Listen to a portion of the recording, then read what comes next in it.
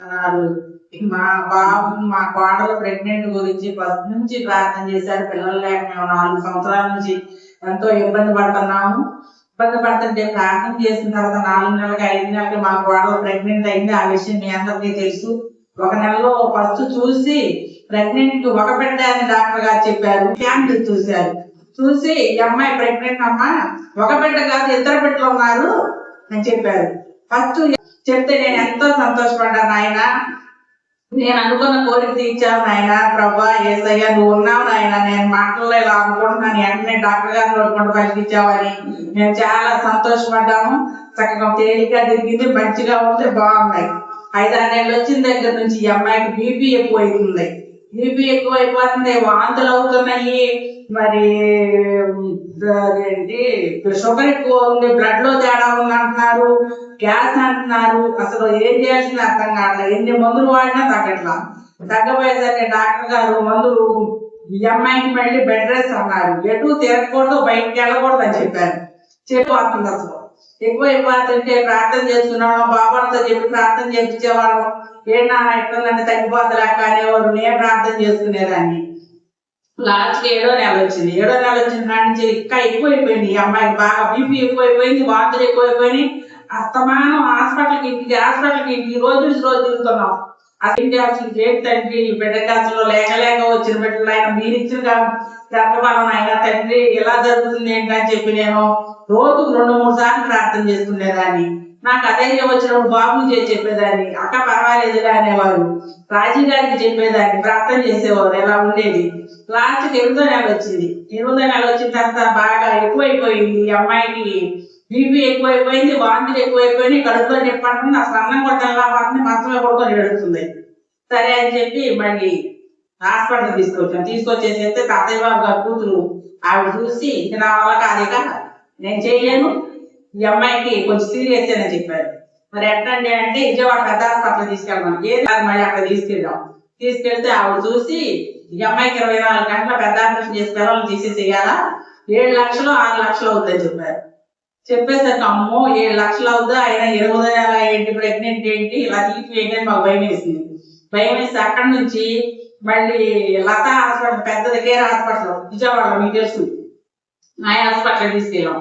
అతను స్కాన్ అయి తీశారు, తల చూశారు, ఇవన్నీ చూశారు. చూసి ఈ అమ్మాయికి మళ్ళీ నేను లేడీ డాక్టర్ పిలిపించి ఆపరేషన్ చేయాలా, 6-7 లక్షలు అవుతుందని అతను చెప్పారు.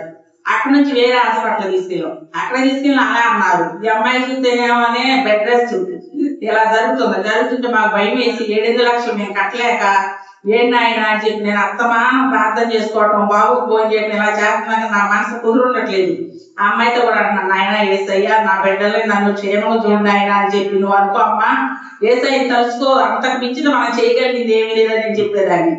చెప్తుంటే మాకేం ఆలోచన వచ్చిందంటే, మా బాబు అన్నయ్య ఇలా ఉంది, మరి ఏం చేయాలి ఏంటంటే రాజుగారు అబ్బాయి కిరణ్ అన్నాడు, కాదు శేఖరు, మరి మేము నాకు 2 పిల్లలకు కూడా నేను గవర్నమెంట్ హాస్పిటల్ తీసుకెళ్ళి చేయించుకున్నాను. మంచిగా చేశారు. ఏంటంటే మాకు గవర్నమెంట్ హాస్పిటల్ అంటే ఒక చిన్న చూపుగా ఉండేది. డబ్బులు లేకపోయినా కానీ చూపు మాత్రం చిన్న చూపు కనిపించేది మాకు. ఇక్కడ తీసుకెళ్తే చూసి అంత పరీక్ష చేసి ఆమెకి రూమ్ కూడా మాకు ఇస్తామని చెప్పి అంత పరీక్ష చేసి ఆపరేషన్ చేసేయాలి, బిడ్డలు తీసేసేస్తాము అని చెప్పారు. సర్లే మేము ఓకే అన్నాం. ఓకే అన్నాక అన్ని రాసేసిన తర్వాత ఈ బాక్సులు లేవమ్మా, డెలివరీ అయ్యేవాడు 4 ఉన్నారు, ఉంది అక్కడ ఒక బాక్సే, మీకు ఇమీడియట్ గా 2 బాక్సులు కావాలన్నా. ఎలా అండి ఏం చేయాలని చెప్పంటే విజయవాడ వెళ్ళండి గవర్నమెంట్ హాస్పిటల్ కాబట్టి అక్కడ కూడా బాగానే చూస్తున్నాను అన్నారు. చూస్తున్నారంటే అప్పుడు ఇక నా కాళ్ళు చేతులు చల్లబడిపోయి బట్టలన్నీ తడిసిపోయి అసలు ఇంకా వణికిపోతున్నాను. ఏం చేయాల్సింది తెలియక ఎక్కడా అవకాశం లేదు. చూస్తే ఆపరేషన్ చేయాలంటున్నారు.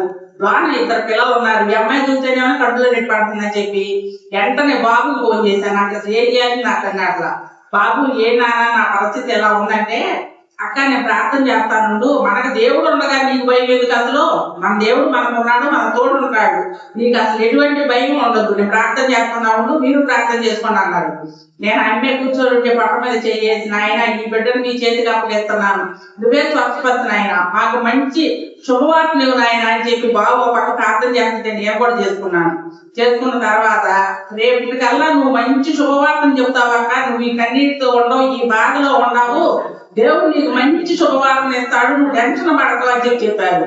నాకు ఆ మాట విన్న తర్వాత దేవుడు ఇచ్చిన వాగ్దానం అని నా మనసులో అనిపించి ఏంటో నాకు ఒక సంతోషం అనిపించింది. బాబు చెప్పినట్టు అనిపించలేదు నాకు, అసలు దేవుడే నాకు ఈ వాగ్దానం అనిపించాడని అనిపించి ఏం జరగదు మనకు వెళ్ళిపోతాం అంటే గవర్నమెంట్ హాస్పిటల్కి వెళ్తాము. అక్కడికి వెళ్ళిన వెంటనే చేర్చుకొని ఇమీడియట్ ఈ అమ్మాయికి ఆపరేషన్ చేయాలి, బాక్సులు అన్ని ఖాళీగా ఉన్నాయి, 2 బాక్సులు కాబట్టి 5 బాక్సులు ఉన్నాయి, చేస్తామని అన్నారు. మీ ఇష్టం, నార్మల్ అయితే నార్మల్, చేయవలసి వస్తే చేసేసేయండి అన్నాం. అంటే ఆపరేషన్ చేస్తామని రూమ్ లోకి తీసుకెళ్ళి ఈ అమ్మాయికి ఏదో ఇంజక్షన్ చేశారట డెలివరీ అవ్వడానికి. ఇంజక్షన్ చేస్తే దానికి అమ్మాయి నార్మల్ డెలివరీ అయింది. మార్చేయాలి పట్టంటున్నారు. ఎవరు తీసుకొని వెళ్ళిన తర్వాత చూడండి అమ్మవారు చేపలు తీసుకొని వెళ్ళేసరికి డెలివరీ అయిపోయింది. తేలిగ్గా డెలివరీ అయిన తర్వాత 2 పిల్లల్ని చక్కగా కళ్ళలో పెట్టించారు. పెట్టి చూడమంటే ఫస్ట్ నేనే చూశాను. చూసిన తర్వాత పిల్లలు చేతుల నుండి పైకి అయితే కియ్యం ఆడుతున్నారు 2 కలిసి.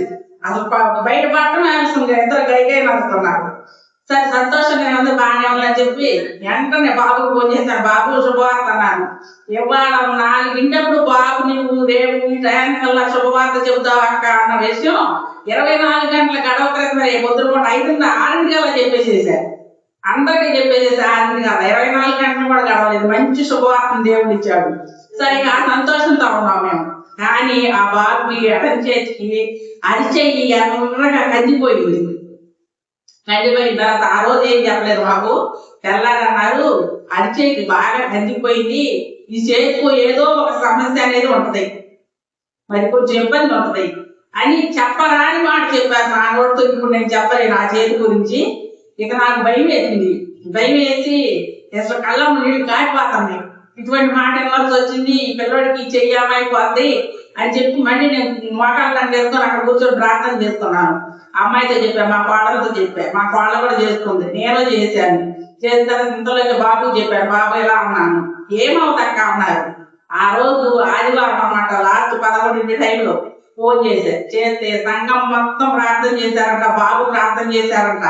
మళ్ళీ రేపు తెల్లారిపట్టుకల్లా డాక్టర్ గారు చేతికి ఏమీ లేదు, మంచిగా కూడా చెప్పారు. బాగుంది, పిల్లలిద్దరూ బాగున్నారు, తల్లి బాగుంది, అంతా క్షేమంగా ఉన్నారు. దేవుడు మా పట్ల ఇటువంటి గొప్ప కార్యాలు ఎన్నో మా కుటుంబంలో చేస్తున్నాడు. మా పిల్లల చదువు విషయంలో, నా ఆరోగ్యం విషయంలో, మా బాబు సంతానం విషయంలో అంతా మాకు తోడుగా ఉన్నాడు. ఇటువంటి చిన్న సాక్షి దేవుడు దీవించును గాక. ఆమేన్. గర్భఫలం యెహోవా ఇచ్చు ఆ బహుమానం రెండంతలుగా కుమారి గారి యొక్క గృహంలో నెరవేర్చబడినందుకు దేవుడు ఎంతగానో మహిమపరచబడ్డాడు. అందును బట్టి ఎంతగానో మేము సంతోషిస్తున్నాము. సంఘం తరపున దేవుణ్ణి స్తుతిస్తున్నాము. అదే రీతిగా మా బిడ్డలు కూడా దేవుడి సన్నిధికి వస్తే దేవుడు కూడా సంతోషిస్తాడని తగిన సమయంలో